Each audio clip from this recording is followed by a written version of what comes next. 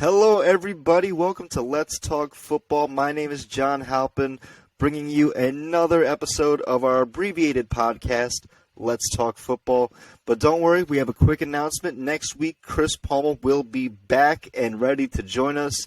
And we have a lot to talk about when he gets back, but that is all for next week, and we cannot wait to see you, my brother.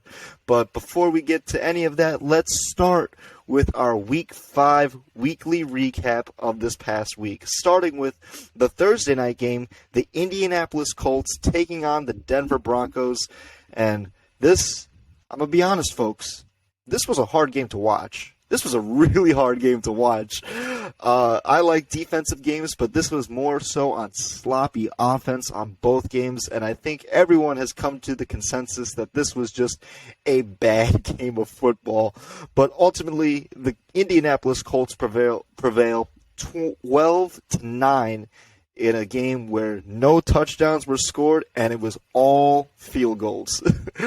But let's move on to Sunday's slate of games, where we actually had some really good games of football, starting with the London game, the 9:30 game, the New York Giants beating the Green Bay Packers in an upset 27-22. Woo! Big Blue is riding high, and man, the Giants are they a good team? I think is now the good time to say, yeah, the Giants are a good team. They have a good coach. They're leading them in the right direction.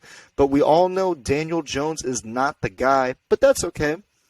I think the Giants right now, they are exceeding everyone's expectations, while the Packers, they are falling shy of everyone's expectations. The offense is not as good as it was, and oh man, you could tell that Aaron Rodgers really misses Devontae Adams.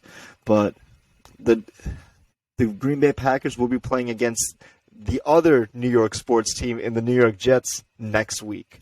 So let's move on to the States and talk about the New England Patriots taking on the Detroit Lions in a shutout, 29-0. Woo-wee! Oh, man. Detroit is competitive, but apparently not on the road. They just can't get any road wins. In fact, Jared Goff has 0 road wins as a Detroit Lion. And Bailey Zappi, the first-year quarterback for New England, gets his first win of his NFL career. Bailey Zappi beating Jared Goff. Who would have thought? But let's move on to sticking with the AFC East, in the New York Jets putting the hammer down on the Miami Dolphins 40-17. That's right, folks. 40-17. Who would have thought the Jets were ever capable of putting up 40 points? But I'll tell you what, I kind of called this last week. I said, if the Jets put this in the hands of their running backs, they will not be disappointed. Their running backs are the strength of their team. Breece Hall and Michael Carter, make sure you familiarize yourself with those names, because those are household names for New York Jets fans. Oh, man. So let's move on to the last New York team, the Buffalo Bills, taking on the Chris Palma's Pittsburgh Steelers in an utter thrashing. 38-3. Woo, man. Oh, Kenny Pickett, the rookie quarterback, had no chance of winning this game, throwing him right into the fire. And, man, it was an ugly game to watch. It was all Bills all day. And, man, the Steelers, they have some questions to answer. Is Kenny Pickett, is this going to help his development? And what else do the Steelers do right? Because it seems that they can't get the offense right and they can't get the defense right. But I'm sure Chris Palma and I, we will discuss more of that next week. But let's move on to the Los Angeles Chargers taking on the Cleveland Browns in a really thrilling game. 30-28 was the final. LA taking the win. And the Browns kicker, I forget his name off the top of my head. Forgive me for that. But, man, he had a 59-yard field goal and just could not make it. And the Browns ultimately lost this game, dropping them to 2-3 for the season. And the Chargers, they're trying to get back to form and back to healthy shape. And, man, this was a close game for the Chargers to escape. But let's move to the AFC South, where the Houston Texans took on the Jacksonville Jaguars and got their first win of the season, 13-6. This was another ugly, low-scoring game, but this was, again, more of the defensive side. We had some turnovers. We had really hard hits. It was a physical game between the two teams. But, man, divisional games are just one of those games that you just can't imagine what will happen between two divisional rivals. But, hey, good for the Houston Texans securing their first win of this NFL season. So let's move to the NFC, talking about the Minnesota Vikings and the Chicago Bears in another divisional game. And the Minnesota Vikings had to make the comeback late in the fourth quarter, 29-22. Minnesota had the lead throughout most of the game, but then ultimately the Bears trying to make the comeback, but man, they could not be stopped. Dalvin Cook was a man on a mission, and he said, I put the game on my back because I will win you this game. It was all Dalvin Cook all day, and all Justin Jefferson too, because he is true to form. Minnesota's a hard team to fight, and they moved to 4-1 for the season. So let's stick to the NFC in probably the most unlikely shootout you would have ever thought between Andy Dalton and Geno Smith, with the New Orleans Saints and Seattle Seahawks respectively. And the New Orleans Saints getting it done 39-32. Oh man, this was a high-scoring affair. Alvin Kamara having a day. It was a wild game. This is one of those games that if you did not see the highlights, I highly recommend you check out the highlights, because this was a game worth watching that I don't think many people watched. So if you get the chance, please check out those highlights.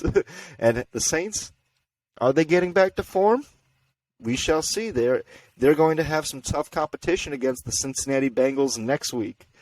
So let's move on to sticking with some NFC South teams. The Atlanta Falcons taking on Tom Brady and the Buccaneers. And the Tom Brady escaped this game with a win, 21-15. And there was a controversial call late in the game. The Falcons had the momentum, trying to rally back, and Brady was on the drive, third down, and got sacked by Grady Jarrett. But the officials called an unnecessary roughness penalty on Atlanta, which ultimately secured the Buccaneers' victory. And this is one of those calls where it was very bad on the officiating, because if that call was not thrown, it would have been fourth down, and Atlanta would have had the chance to make the comeback. Maybe they wouldn't have won, but at least they would have had the opportunity to win. So, I don't know. The NFL is really trying to crack down on unnecessary roughness hits, especially to quarterbacks. But we all know Brady's got special privileges, so let's not fool ourselves. But, let's move to AFC and NFC, AFC-NFC game between the Tennessee Titans taking on the Washington Commanders. And, oh man, this was a pretty wild game. Derrick Henry obviously getting his, and you'll love to see it. But Washington almost made the comeback, but Carson Wentz just couldn't get there. Intercepted on the goal line, and the Titans come away with the win, 21-17. Oh man, it's going to be rough sledding for Washington going forward, especially with Carson Wentz. I feel for Ron Rivera, because he says he was asked by the media, why do you think all the other teams in your division are having success? And he said, quarterback, which means that he does not have any faith in Carson Wentz going forward. Oh, man. So let's move on to another NFC game, the San Francisco 49ers and the Carolina Panthers, and this game was not even close. This was all San Francisco all day, 37-15. And San Fran suffered some injuries, but they still look true to form. And now Carolina, they seem to be tail spitting this season. with Baker Mayfield at the helm. And actually, just yesterday, the Panthers GM fired their head coach, Matt Rule. Matt Rule is no longer the head coach of the Carolina Panthers. Oh, man, so Carolina is a sinking ship this year. So if you have to make any bets, bet against the Panthers. So let's stick to the NFC, where the Philadelphia Eagles beat the Arizona Cardinals 20-17 in a rather ugly win. But I guess it really shows the resilience of Philly, where they can win multiple different ways. But does this make them mortal? We have all put very high value on the Eagles. But now they're going to be playing up against the Cowboys next week, and that defense is hungry, and they are looking to hurt Jalen Hurts. Speaking of the Cowboys actually upset the defending Super Bowl champions Los Angeles Rams in a 22-10 win. And man, you could say this is great for the Cowboys and horrible for the Rams. Both things can be true. But man, that Dallas defense is for real. Micah Parsons and DeMarcus Lawrence, they are for real on that pass rush. Trayvon Diggs, Chris Palma, you were right. Trayvon Diggs is still he's not going to have the best year. I'm not sure if he's still a bust, but he's not having the season that he was having a year ago. But he's still doing the job because that defense is solid. And as for the Rams, they have a lot of problems to address. Allen Robinson is a ghost. He's not even showing up to games. I mean, he was there. He played. He was on the field. He recorded some stats, but he's just a non-impact player. It's all Cooper Kupp all day. And their offensive line is Swiss cheese. They cannot stop anyone going. And especially against that Cowboys defense, it made for a long day for Matt Stafford. So let's move on to the Sunday night primetime game where my Baltimore Ravens beat the Cincinnati Bengals 19-17 in a very low-scoring affair. This was a defensive battle through and through. Both quarterbacks, as great as both quarterbacks are, they just did not have the juice to really break open this game. Lamar missed a couple throws. Burrow just wasn't on his A game. But ultimately, the game came down to a Justin Tucker field goal, and Tucker is clutch city, baby. Gotta love Justin Tucker. So let's move on to probably what was the game of the week in the Las Vegas Raiders taking on the Kansas City Chiefs in a barn burner of a game. It was 30-29 Chiefs with a 17-point comeback. I mean, we kind of saw it coming because the Chiefs down 17 points, you know that they're still going to put up massive points on the board. But Travis Kelce, here's the stat for the night. Travis Kelce with 25 receptions and 4 touchdowns. That is a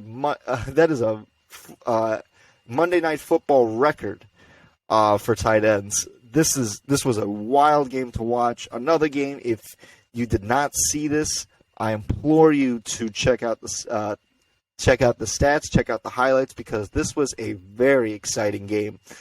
But, man, we are in for some great games next week, too. This week was great, and I'm so happy that we got to witness some great wins by great teams and some ugly losses by teams that really need to answer some questions.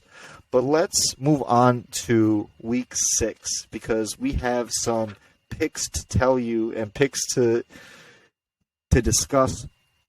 Now, full disclaimer, if you've seen the podcast before, you know that Chris Palma and I, we typically, more times than not, kind of agree with each other's picks, a few differing here and there, but this week was probably the most divisive week that him and I have picked. There are 14 games, and we are split on 7 of them. So, that being said, being that there's 14 games, there are 4 teams on the buys this week. The Lions, the Texans, the Raiders, and the Titans all have buys this week. So those teams will not be playing. They will be back come Week 7. So let's start with the Thursday night game, Washington Commanders against the Chicago Bears. Now, this may be another ugly game because both these offenses just cannot get it done. But, man, this is tough. This is really tough. Chris Palma is taking the Chicago Bears to win, but I'm taking the Washington Commanders. And the reason for that is, as good as the Bears' defense is, especially with Roquan Smith, the Washington Commanders, they have a stellar receiving core. And they have a great running back in Antonio Gibson, but their receiving core is great. They have Terry McLaurin, Curtis Samuel, and Jahan Dotson. And I think if even one of those players has big games, it's going to be really tough for Chicago to catch up. So with that being said, Palma's taking the Bears, and I am going to take the Washington Commanders. So let's move on to Sunday's slate of games, starting with the Cincinnati Bengals taking on the New Orleans Saints in New Orleans. Now, it's always a tough place to play in New Orleans, but they're still going to be without Jameis Winston. This is going to be Andy Dalton. I believe they may be without Michael Thomas, but that's okay because they are definitely without Christian Olave. So the Saints are looking to be hurt, but they still have Alvin Kamara, who is a wonderful running back and still one of my favorite players to watch in this league. Chris Palma and I, we're actually both taking the Cincinnati Bengals to win this game. As much as I like that New Orleans defense, I feel like the Bengals, they just have too much firepower on offense for the Saints to really stop them. So we are both going to take the Cincinnati Bengals this Sunday. Let's move on to my Baltimore Ravens taking on the New York Giants. Ooh, man. Full disclaimer, I will actually be at this game on Sunday.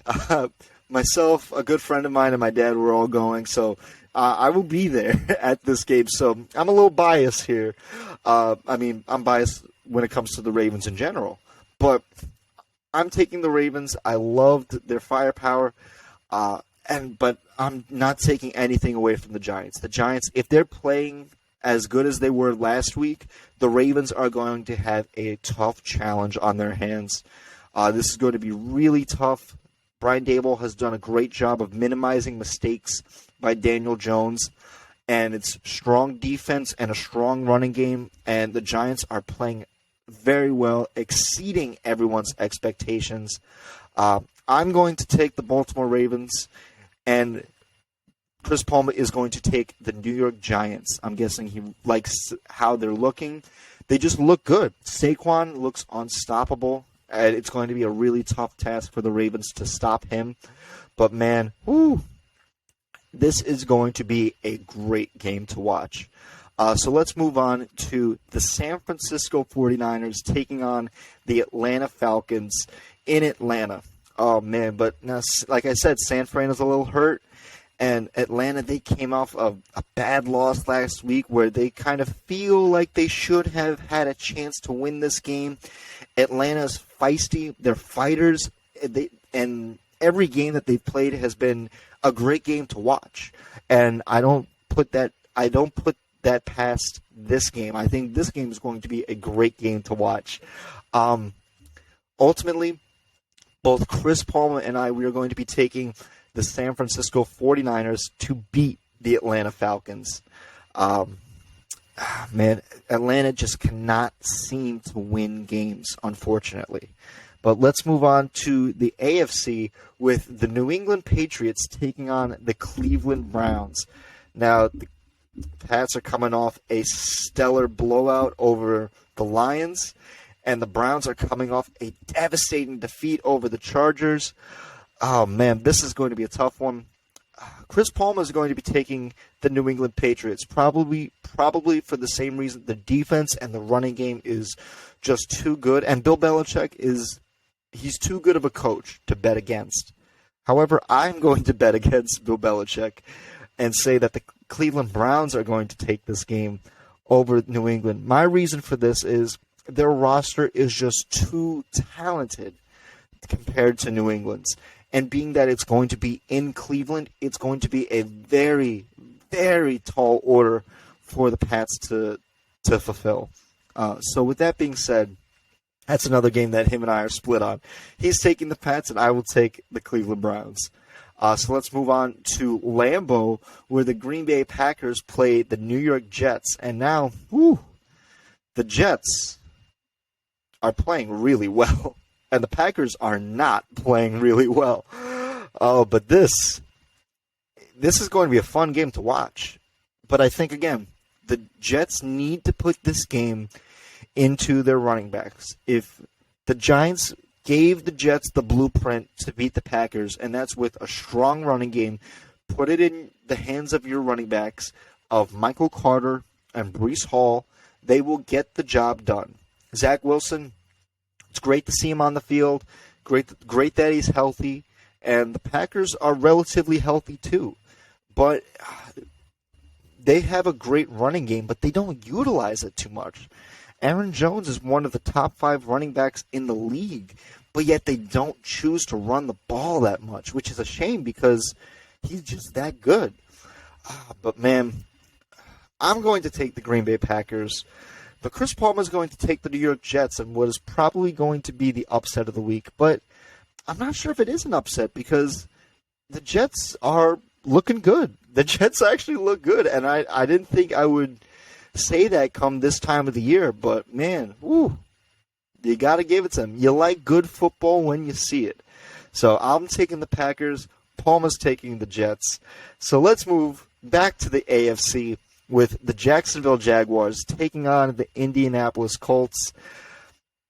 Man, both teams, they had ugly games last week, with Jacksonville losing to the Texans and Indy beating the Broncos. Now, maybe these are all bottom-dwelling teams, but maybe not Jacksonville.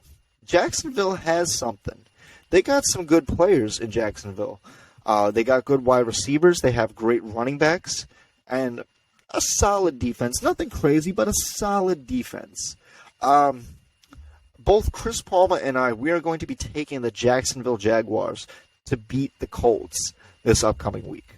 And I don't think that's a surprise to anyone because we'll just give Jacksonville last week and say, it's a divisional win.